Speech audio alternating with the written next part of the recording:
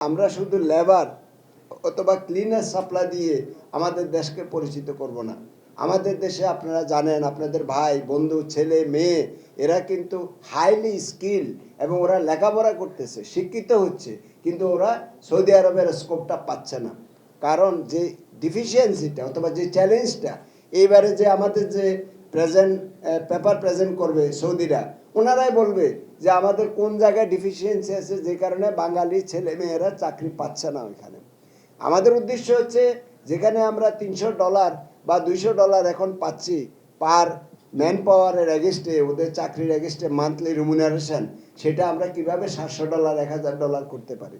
এখানে আমাদের রিমিটেন্স বাড়বে, এখানে আমাদের পরিবারদের ভিতরে যারা যাচ্ছে ওদের ভিতরে একটা স্ট্যান্ডার্ড অফ লিভিং বাড়বে, ওদের খাওয়া দাওয়া উন্নতি হবে এবং আমাদের দেশ আলটিমেটলি উন্নতি হবে। স্টল আমরা কিন্তু সৌদিদের থেকে স্টলের ব্যাপারে আমরা তেমন কোনো উদ্যোগ এবারে নিইনি।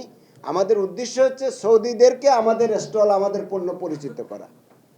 কারণ সৌদিদের যে প্রোডাক্ট আছে আপনারা শুনেছেন ক্রুড অয়েল বা লিমিটেড, কিন্তু আমরা চাচ্ছি সৌদিদের আরও যে প্রোডাক্টগুলো হবে সেই জিনিসগুলো আমরা মনে করেন হয়তো আগামী বছরে যখন আরেকটা এই ধরনের সামিট করব অথবা শোকেস করব, তখন হয়তো সৌদিরা নিজেরা ইন্টারেস্ট হয়ে, এদের একমাত্র আমাদের এখানে মেইন প্রোডাক্ট হচ্ছে যে ক্রুড অয়েল, খেজুর, কিছু কেমিক্যাল এবং এইসব জিনিসগুলা।